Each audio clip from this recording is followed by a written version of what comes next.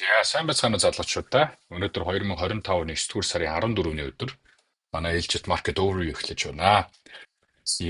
Өнгөрсөн market overview-гээс хойш бол алтны ханш бол маш хүчтэй өссөн. За all time high ханш буюу 3600 за 73 74 ханш дээр бол хурж ирсэн байдалтай байна. За тэгээд өнгөрсөн 9 сарын 9-ний өдөр 3600 73 гэдэг ханшинд хүрснээс хойш бол ерөнхийдөө consolidation хийсэн маягтай. Гэхдээ энэ consolidation бол илүү одоо bullish буюу өсөлтийн чиг хандлагыг бас хадгалсан хэвээрээ байгаа нь бол онцлогтой байна. За өнгөрсөн 7 хоногт бол CPI мэдээ 3 дахь өдөр гарсан. За энэ CPI мэдээ бол хүлээлттэй ижил 2.9% гэж бол гарсан байгаа. За тэрний өмнөх 7 хоногт бол non-farm payroll мэдээ гарсан. За non-farm payroll бол хүлээлтээс бүр маш бага гарсан. За энэ бол Төв банк бодлогын хүүгээ багасгах 9 сарын 16-нд одоо болох Төв банкны бодлогын хүү бол 0.25%-аар багаснаа гэдэг нь бол бараг 100% магадaltaй болж ирсэн. За харин бүр цаашид Төв банк бодлогын хүүгээ энэ жилдээ бараг 3-аас 4 удаа буулгана. За дээрэс нь бол Төв банк 9 сарын 16-наас уучлаарай эн чинь 17-оос 18-ны шилжих шөнө. Одоо 18-ны шөнийн 2 цаг Төв банкны бодлогын хүү гарна шүү дээ. Энэ бодлогын хүүгийн шийдвэртээр бол бүр 0.5%-аар бодлогын хүүг багасгаж магадгүй гэдэг магадлал хүртэл өсөд гараад ирсэн. Яагаад ингэж Төв банк бодлогын хүүгээ багасгах магадлал бүр өндөр болчихвоо гэхээр нэгдүгээрт бол өнгөрсөн жилийн хугацаанд гарч исэн non-farm payroll мэдээг Америкийн одоо Labor Bureau-гоос бол бүр 900 мянгаар багасгасан. Нэгсэндээ бол бид нэр non-farm payroll мэдээнүүдийг өнгөрсөн жилийн хугацаанд гаргахтаа бол нийт 900 мянгаар бол илүү гаргасан байна гэдэг одоо засварыг хийсэн гэсэн үг. Тэгэхээр бол өнгөрсөн жилийн хугацаанд энэ ажил олголтын байдал бол бүр хамаагүй бага байсан гэсэн үг. За дээрээс нь сая өнгөрсөн удаагийн non-farm payroll мэдээ гаргахад бол ерөөсөө бүхэл бүтэн Америк улсын төвшөнд тийм ээ 8 дугаар сард ердөө 22 мянган шинэ ажлын байр бий болсон. Одоо ажил олголт болсон байна гэж үзэж байгаа юм. Тэгэхээр эн чинь нэгсэндээ Америкийн эдийн засаг бол хумигтлын байдал руу шилжиж байна. Эдийн засаг за тэр инфляц яах вэ? Бараг эдийн засаг чинь уналт руу орох гээд байна гэдэг ийм одоо нөхцөл байдал руу бол орж ирж байгаа. Тэгэхээр Төв банк бодлогын хүүгийн хувьд юусэн яадаг вэ гэхээр эдийн засаг уналт руу шилжих үед бол Төв банк бодлогын хүүг багасгаж expanding policy буюу илүү одоо хөрвөх чадвар зах зээлдэг байгаа мөнгөний олдцыг нэмэгдүүлэхийн тулд бол бодлогын хүүг багасгадаг. Энэ бодлогын хүүг дагаад зээлийн хүүг багасдаг. За тэгээ зээлийн хүү багасгаар зээлжих чадвар ихсдэг гэдээ эргээд эдийн засаг тэлэлт рүү орох ийм одоо Төв банк бол зөөлөн бодлогын хүүг баримтлах чиг хандлага руу шилждэг.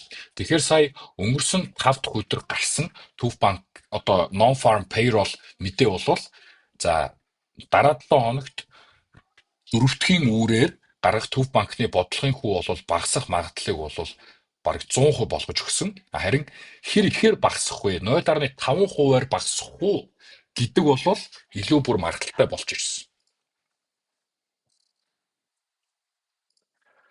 За тэгээ суур учир шалтгааны хувьд бол ийм байна. Тэгэхээр Төв банк бодлогын хүүгээ 9 сарын 17-оос 18-ны шилжих шөнө бол багасах нь ойлгомжтой. Харин 0.25%-аар багасах уу? Биш 0.25%-аар багасах нь 100% маргалтай болчихсон. Харин бүр 0.5%-аар багасах уу? Бүр emergency cut буюу яаралтай Төв банк бодлогын хүүгээ багасгах шийдвэр рүү орох уу гэдэг харин одоо маргалтай хэвээр асуулт тэмрүүлсэн гэсэн үг. За дээрэс нь мөн энэ жил дотроо багтаж тийм ээ 25 онд багтаж хэдэн удаа бодлогын үг багасах вэ гэдэг нь бас зах зээлийн хүлээлт болж үлдэж байна. Тэгэхээр энэ алтны энэ хүчтэй хөдөлгөөнийг харахад бол эн чинь 8 сарын 23-наас эхлээл ер нь хөдөлсөн шүү дээ 22 23. Энэ үед Jerome Powell бол Jackson Hole speech өгөхдөө бол аль хэдийн Төв банк бодлогын хүүгээ багасгаж магадгүй гэдгийг хэлчихсэн. Тийм ээ.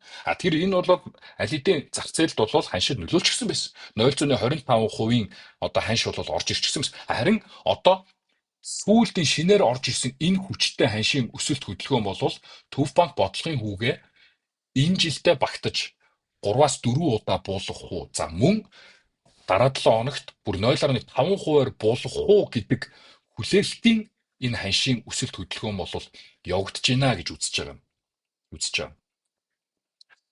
За тэгэхээр суур учир шалтгааны хувьд бол юм байна.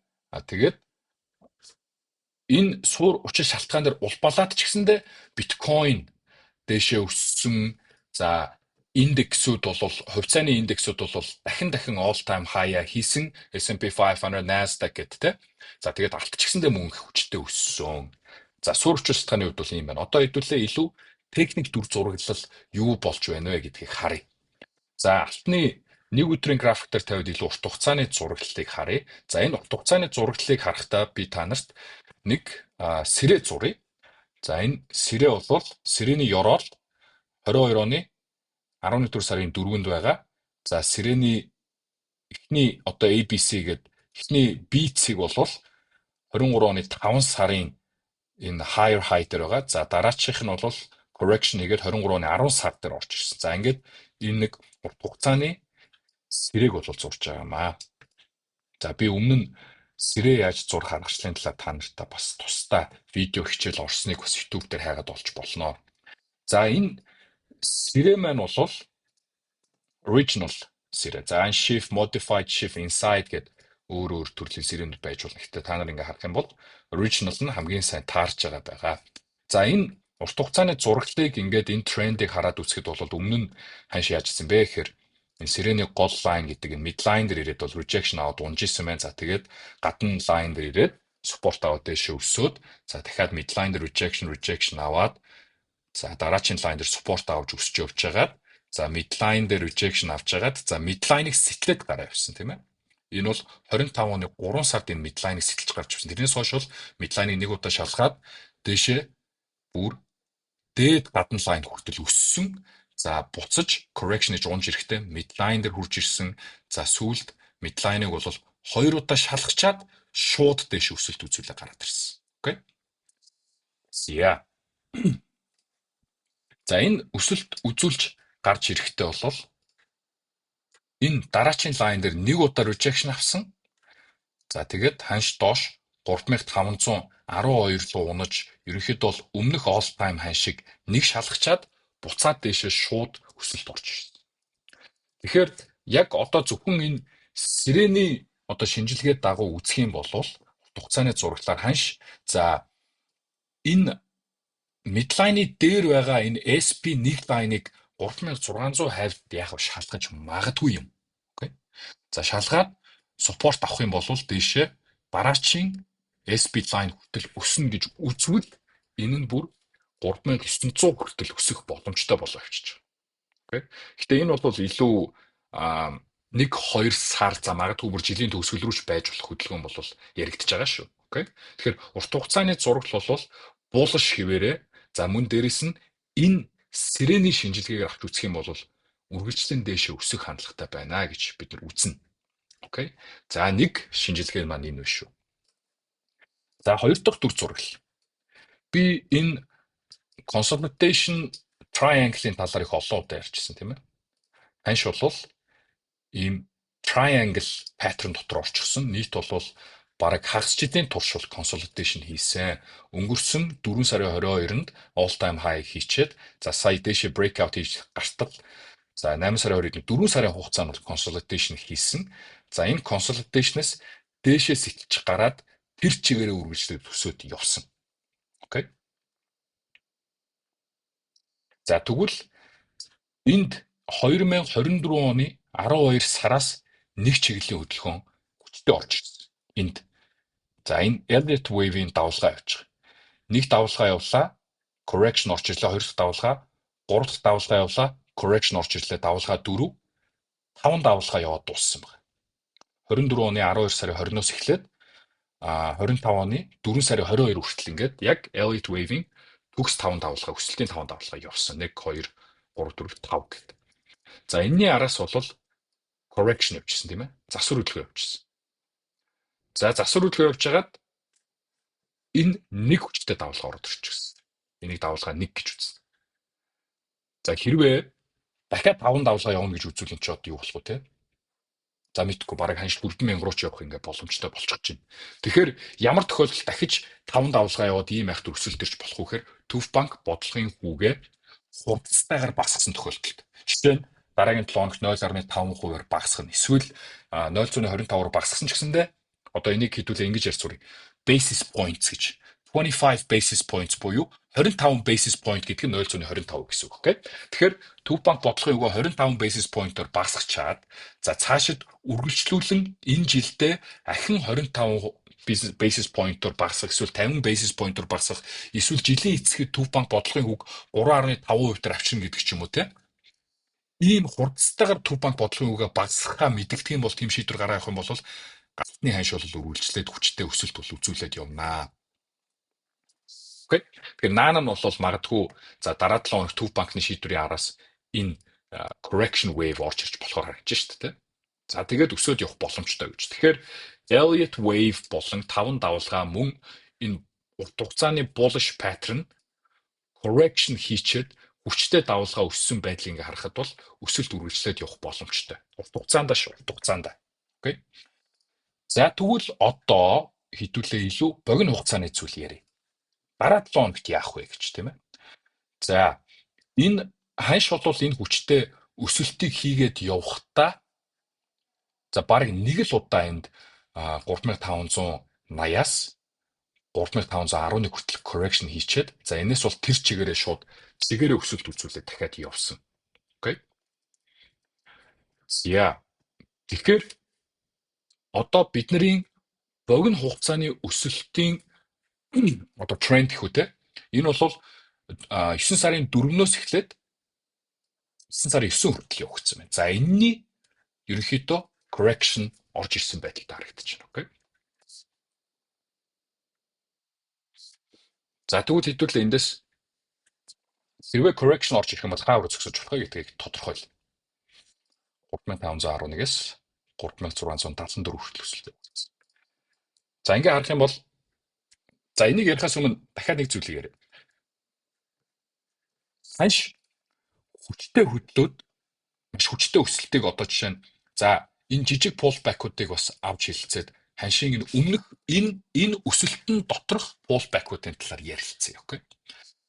За яг хөө энийг бид нар pullback гэж үзэж болно. Энд ханшныг pullback хийсэн, энэс дээшээ ингээд өссөн байна тий. За дахиад энд pullback хийсэн, эндээс дээшээ ингээд өссөн, энд pullback хийсэн, эндээс дээшээ өссөн, энд pullback хийсэн, эндээс дээшээ өссөн гэж авч үзэж болъё. За тэгвэл энэ жижиг pullback-ууд яг энэ нэг чигийн хөдөлгөөнийхөө хаа хурж ирээд ер нь зогсоодсон бэ? Одоо pullback өгчөөд буцаад үргэлжлээд явсан бэ гэдгийг харъя. Fibonacci-ийн 50 лав хүрээгүй. За энэ бол бараг 23.6 хавцаал хурж ирээд өсөд явчихсан. За дараачихыг харъя.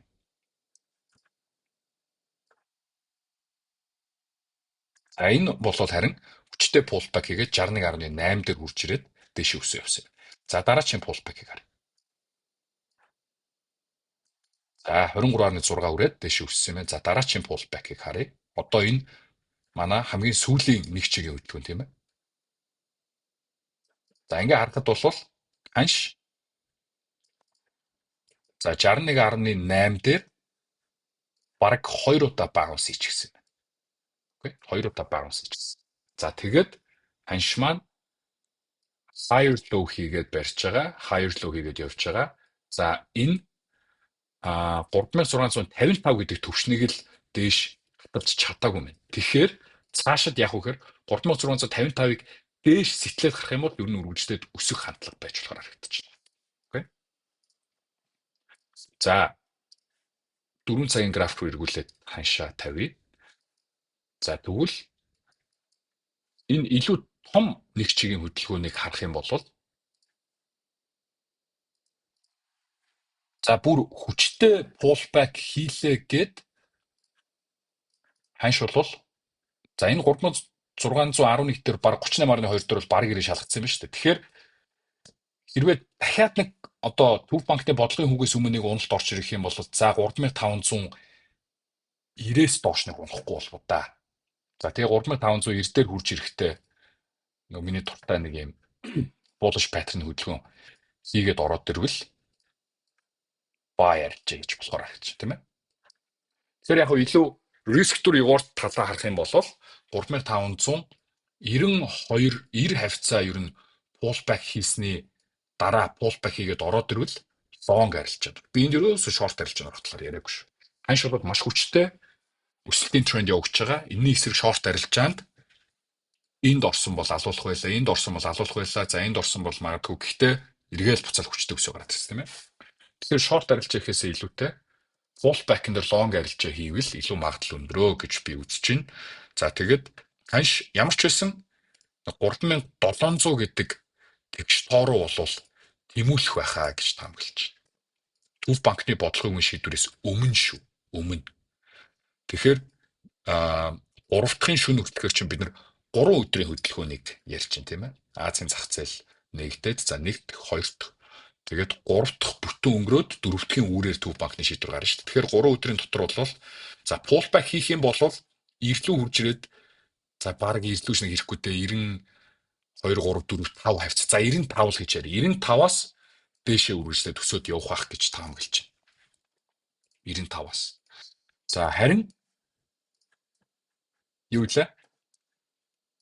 Pullback өгөхгүйгээр тийм ээ. Pullback өгөхгүйгээр 3655-ыг сэтлээд гараад ирэх юм бол сэтэлж гарч ирээд ханш барьчвал 3700 тэмүүлнэ гэж харж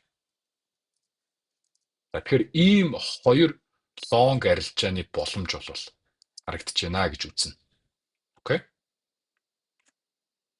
Тэгэхээр ийм хоёр нөхцөл байдал дээр арилжаа маань бол явагдах нэ. Тэгээд за хэрвээ 3595 хавцаанаас buy хийж чадах юм болвол би Төв банкны бодлогын үгийн шийдвэр дээр long арилжаагаа бариад дээшээ илүү өсөлт хараад сууна гэж үзэж байна. За тэгээд ханш яах нь бол харнаа. Би бол илүү өсөлт тал руугаа байгаа болов уу гэж харж байна. Гэхдээ нэг correction бол заавал орж ирэх хэрэгтэй. Окей. Тэгэхээр өмнөх ханшийн хүчтэй хөдөлгөөнийг ингээ харахад бол за pullback хийхдээ бол ер нь тэгэл энэ том хөдөлгөөний дараа нэг 23.6 дээр хүрч ирээл буцаал дэш өсөө явчихсан. Тэгвэл энд ч гэсэндээ хэрвээ Төв банкны бодлогын хүүгийн шийдвэрийн дараа ямар нэгэн pullback орж ирэх юм бол за энэ харалтай 3588 за эрс харагдчих штэ. Ер нь бол эрсдээр ахин дахин л буугаад байна. Тэгэхээр ер нь бол pullback хийгээд 3590-ээс буцаал дэшээ өсөх өсөлт бол харагдаж байна гэж үзэж байна. Окей. За алтны хөдөлгөөн болсон юм хөө. Тэгээд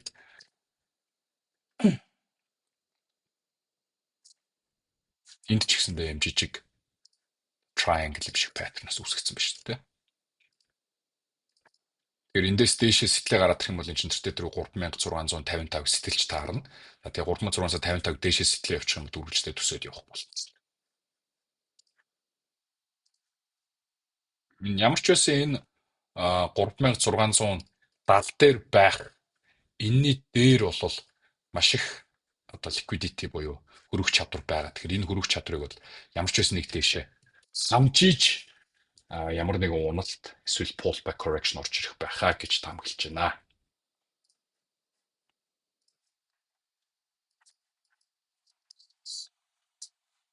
Яа тийм байна. За доллар индексийг хэдүүлээ харъя.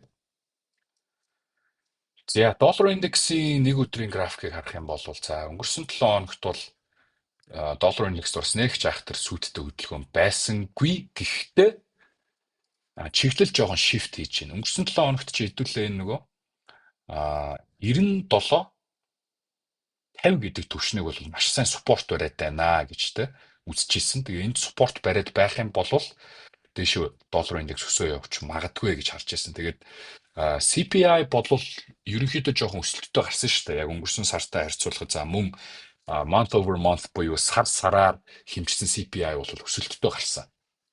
Тэгж яхад доллар индекс бол дээшээ өсөж чадаагүй. За харин ч илүү одоо энэ candlestick-ний бүтэц за мөн энэ 9 сарын 9-ний өдөр бол lower low хийсэн байгаа. За тэгээд энд бол lower high хийгээд дахиад доошогоо ингээд унах чиглэл рүү ер нь хандаад байна уу гэж доллар индекс мөн харагдаж байгаа. Тэгэхээр 97.50-ыг сэтлээд доош уналт орж ирэх юм болвол за мэдээж яг 96.30 гээд энэ өмнөх лоуцыг байна. Гэхдээ энийг доошоо дахиад lower low хийн л гэж үзнэ. За тэгж lower low хийхээр явах юм бол за 94.50 хавцаа нэг төвшин орж ирж байна. Тэгэхээр 97.50-аас дээшээ өндөж чадахгүй доллар индекс маань үргэлжлээд унах юм бол за 94.50 руу бол явнаа гэж ойлгох хэрэгтэй. Окей. За. За доллар индекс хэрвээ ингэх юм бол GBP USD евро доллар яах вэ гэж хэдүүлээ харъя.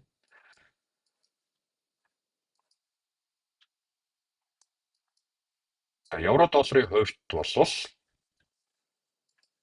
мэдээж урт хугацааны зураглал bullish higher high higher low хийгээд өсөлт үзүүлээд явж байгаа.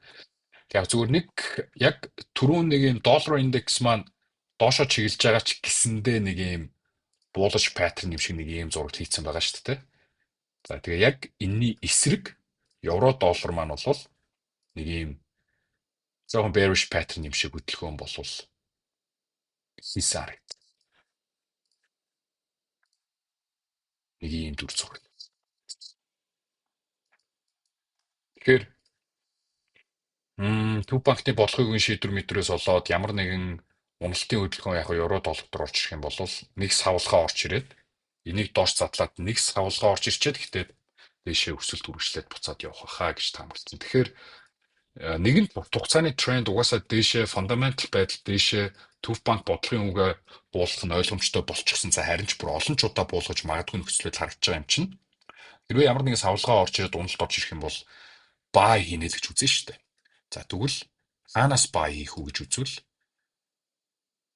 1.1540 Fibonacci-гийн 61.8 хавцаанаас л buy арилжаа хийхэд бол болох юм байна. За тэгээд buy арилжаа хийж чадсан байх юм бол аятайхан уналтан дээр тэгвэл дэшегээ за урт хугацаанд бол бараг л 1.22 1.20 21 рүү л ханшуулал явах боломжтой. Swing арилжаад байна гэсэн үг шүү дээ, тийм ээ. Яг хүмүүс зарим хүмүүс YouTube дээр одоо комент бичэл ярьж лээ. Ийм урт хугацааны юм яриад яах юм бэ? Pullback entry хийх боломж чинь дараа 7 хоногт гарч ирнэ шүү дээ. Тэгээд тэр арилжааг маш олон пипний арилжаа болгоод урт хугацааны swing арилжаа болгоод барина уу? Эсвэл богино цаг day trade хийгээд ашиг аавна. Тэр бол үнэхээр цэвэр арилжаа чи өөрийнх нь ашиг сонирхол. За евро доллар төр бол ийм өсөлтийн channel харагдаж байна. Энэ channel-ыг бол ер нь дагаад явах уу гэж. Тэгэхээр нэг удаа доош fake out хийчихэд тэгээд үргэлжлээд дэшээ channel дагаад ер нь дэш өсөлт явах хаа гэж таамаглаж байна. Миний техник дүн шинжилгээний одоо зураглал бүтэц бол ер нь бол бүр маш энгийн болсоор байгаа шүү. Ерөөсөө суур учир шалтгааны ойлгож байгаа. Money flow буюу мөнгө хаашаа яваад байгааг ойлгож байгаа. Ханш хаашаа чиглэж байгааг фундамент суур учир шалтгаан болон трендэрээ ойлгочихсон байхад бол энэ техник дүн шинжилгээ анализ гэдэг бол энгийн зүйл, амархан зүйл. Хэдэн шугам зураг хинч холбоо зурчиж чадна. Гол цаад учир шалтгаан нь юу болоод байна гэдгийг ойлгох маш чухал байна. Тийм ээ? За GBP USD.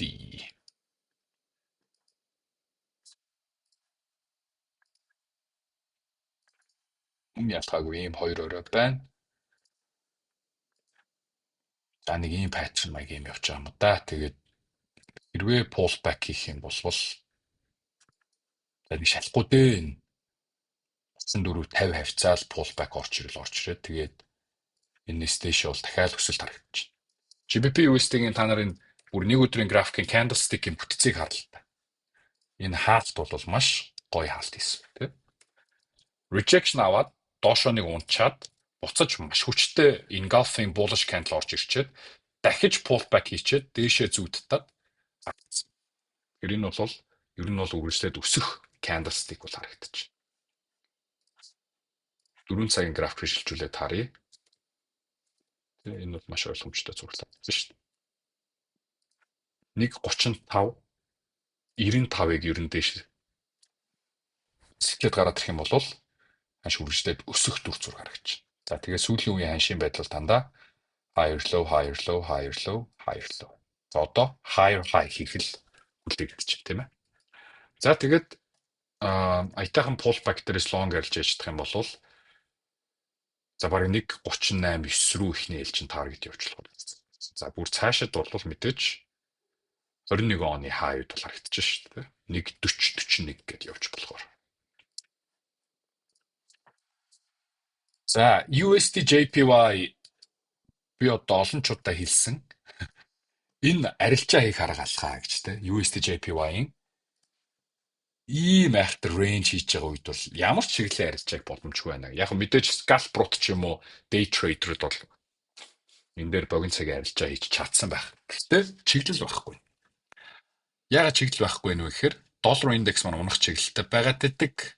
За мөн йен маань бас унах чиглэл харагдаад. Би энэ йений зураглалыг өнгөрсөн маркет өөр үедэр зурсан шүү дээ. За lower high-уд хийгдэж байгаа. Мөн доор байсан энэ 725 гэдэг base руу бол ханш дахиж ир шалгахаар дүр зураг харагдаад. Дахиж ир шалгаад доош нэвтлээд унаа явчих юм бол бүр өмнөх low руу унах дүр зураг харагдаад байгаа гэж тэ. Тэр йен унах юм бол яах ёстой? USD JPY өсөх ёстой. Гэтэл доллар унчвал энэ хоёр ч баланслагдаад USD JPY ерөнхийдөө чиглэлгүй болчиход шүү дээ.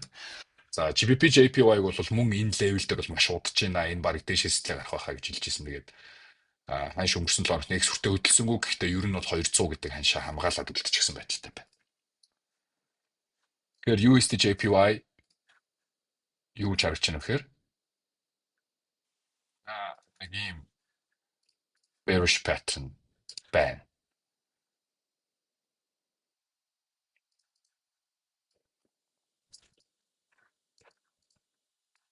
Доороо бол 140-60 дээр бол юм support baseтэй байгаа.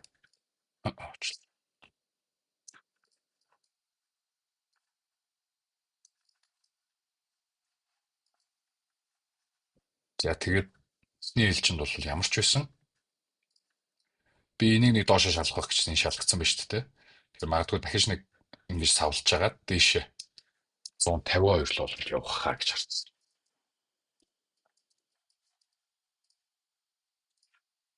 Counter trend рүү ч гэсэндээ ирч шалгаж байна. Харч бай, хүлээч бай. USD JPY бол маш чиглэлгүй байна. JPY гэхдээ хүчтэй унах юм бол USD JPY өсөд гардаг шүү дээ, тийм ээ. За дараагийн 7 хоногт миний хүлээж байгаа арилжаа бол индексүүдийг хүлээж байгаа. Би барыг сарын турш одоо ярьж байна те. Индексүүд бол унахгүй ингээл баг багаар all time high хийгээл өснөө гэд хэлчихсэн. Тэгээд уналт толгойн араас бол буцаал дэш өсөө гараад ирсэн. За уналт толгойн дээр баг long арилж хийжсэн бол маш их хашиг хийх байж гэхдээ тийг чадаагүй. Одоо яах вэ? All time high ханш дээр байна. Nasdaq-ийн хувьд. За Төв банкны бодлогын хүүгийн шийдвэр гарсны маргааш өдрөөс эхлээд би шорт арилжаанд орж магадгүй ханшийн байдлыг харж агаад. Яагаад тэгэхээр би хэлсэн те. Төв банк энэ удаад бодлогын хүүгээ багасгах нь.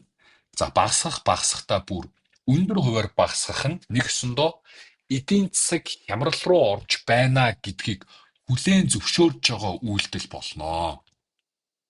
Тэгэхээр эдийн засаг хямралтай үед, хумигттай үед юу болд юм бэ гэхээр эрсдэлтэй хөрөнгө оруулалтуудаас мөнгө money flow гарч явдаг.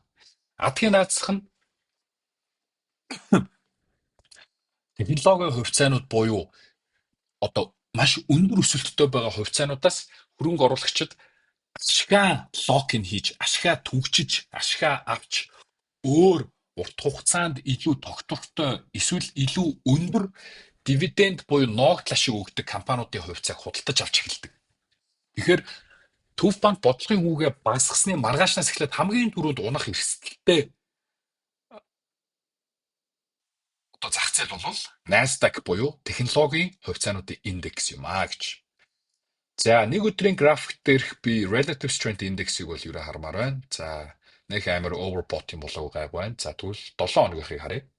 Очлоо. Өдрөш 7 хоногийнхыг харах гэж байгаа. За 7 хоногийн график дээр харахад бас ч нэг амар overbought руу ороогүй л байна. Тэгэхээр өмнө нь хүчтэй уналтууд орж ирэхэд бол дандаа 7 хоногийн графикуд бол хүчтэй overbought болж ирсийг харж байгаа биз. За энэний дараа бол уналт орж ирсэн. За энд бол нэг айхтар хүчтэй арай overbought болоогүй байж байгаа доошо хүчтэй унаад ороод ирж байсан. За энд мөн ялгаагүй те.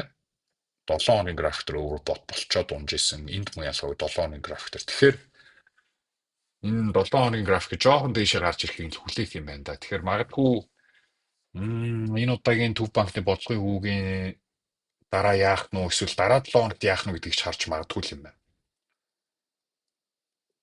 Ямар шийдвэр гаргахаас за мөн тэрний дараагийн реакц ямар байх вэ гэдгээс л ер нь шалтгаалах юм байна да.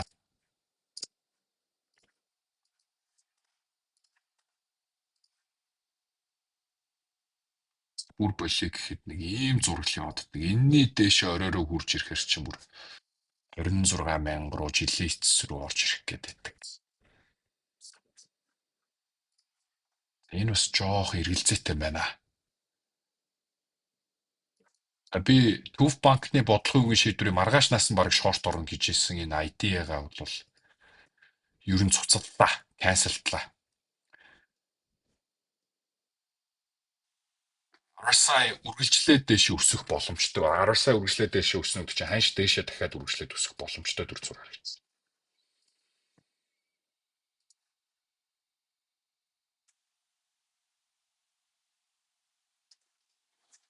Энэ 22-ны 3 сард топ болсон. 24-ны 7 сард топ болсон. За 24 оны 12 сард топ болсон. За ядаж ийшээ хурж ирж шалгасны дараа оройг нь олж шорт арилжаа хийх гэж үзнэ. Тэрнээс наан бол болоогүй байна. За энэ бол гэхдээ бас үнэхээр гоё зураг болж байгаа юм байна. Энийг л хүлээе. Тэрнээс наан бол хүрээгүй тохиолдолд Төв банкны бодлогын үе яач гисэн ерөн жоо шорт арилжаа гэдэг сэтэл юм байна. Та нар харж байгаа биз? Өмнө нь нэг иймэрхүү өсөлт дандаа араасаа юм уналтыг бол дагуулж ирсэн.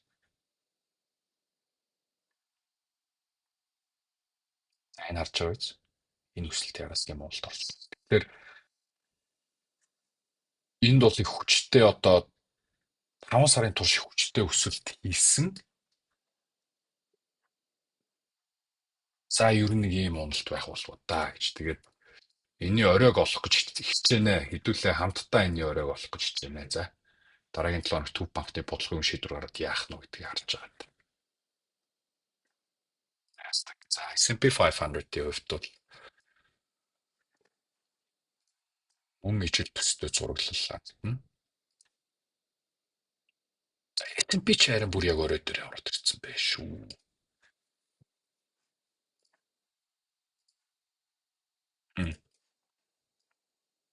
Энэ одоо бас их сонирхолтой зураглал байна.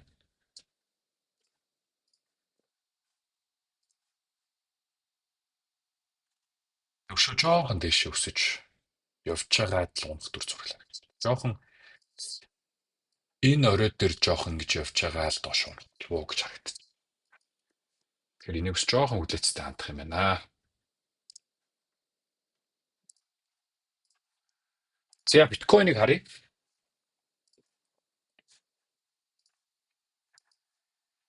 За биткойн өнгөрсөн market overview дээр 112,000-аас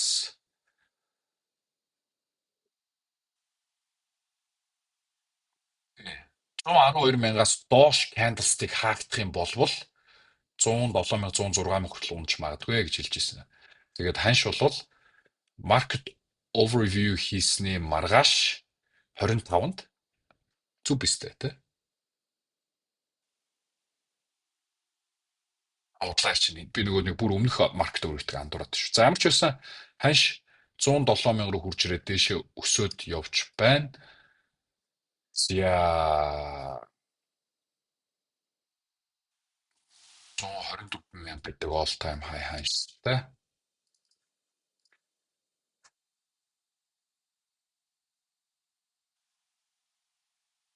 117,500-г ер нь дээш сэтэлчиж, за энэ уналтын энэ трендээ бол дээшээ эвтчлээ, үргэлжлээд өсөөд higher руугаа явж болох юм байна гэж үзэх юм байна. Гэхдээ эргэлзээтэй байна. Яг биткойн яг яах гээд байгаа нэг тийм цэвэрхэн зураглал бол надад бол харагдахгүй байна. Яг хуу жижиг цагийн зураглал дээр бол гой bullish pattern хийж байгаа дээшээ сэтгэлээ гараа явцсан байна. Эсвэл дээшээ сэтгэж гарч ирээд явсан. Энэ bearish pattern ууг нь их цэвэрхэн хийж ирсэн аа. Дээшээ сэтгэлээ гараа явцсан гэсэн чинь бас яг ч бас дээш сэтгэлжээгүй байна. Тэгэхээр биткойн бол жоохон ойлгомжгүй яг яах гэдэг нь мэддэхгүй. Гэхдээ ямар ч байсан 117 мянгаыг дээшээ сэтгэж чадах нь үгүй гэдгийг харах юм байна да. Хэрвээ тэгэх юм бол дээшээ 124 мянга бол ямар ч асуудалгүй болчихно. Тиймээс наан шийдвэр гаргах жоох хэцүү. Ойлгомжгүй дүр зураг л байна. Окей. За Ethereum 4500 анш дээр all time high шатцаанаа л байгаад байна. Би тавхтай Ethereum дээр ер нь ашиг аваад гарсан зүгээр хаа гэж. Эндээс бол бас correction орж ирэх магадaltaй. Гэхдээ жоох итгэлгүй байна. Яг яах гэдэг нь мэддэхгүй байна. Ханшны байдал, сүүлийн үеийн байдал бол жоох ойлгоно. Тэгээд дараа 7 хоног Төв банкны бодлогын шийдвэр гаргангууд нэлээд савлах байх. За тэгэхээр ер нь бол крипто дээр жоохон ойлгомжгүй. Гэхдээ алт болон доллар индекс бусад хослолууд дээр бол илүү clear direction буюу ойлгомжтой зураглал харагдаж байгаа хаа гэж найдаж чинь залуучууд та. За тэгээд дараагийн дахиад сануулхад дараагийн эх 3 дахь өдрийн 4 дахь рүү шилжих шөнө 2 цагт Төв банкны бодлогын шийдвэр гарна. 2:30-д Jerome Powell-ийн speech хэвлэлийнхэнд өгдөг яриа гарна. За тэгээд тэр яриа бол нэг цагийн турш бол цэлийг бол тэр чигээрээ хүчтэй савлуулна. Яг энэ савлгааны үеэр хамгийн тогтвортой spread болон ханшийн арилжааны гүйцэтгэлтэй брокер бол MOTFX байх болно шүү. Өөр ямар ч брокер манайх шиг сайн гүйцэтгэл спредийг бол та нарт санал болгохгүй гэдгийг бол нүүр бардам хэлж чаднаа. Тэгээд манайхыг сонгож үйлчлүүлдэг хэрэглэгчид та бүхэндээ маш их баярлалаа. Арилжаанд нь эх 7 хоногт нь амжилт хүсье.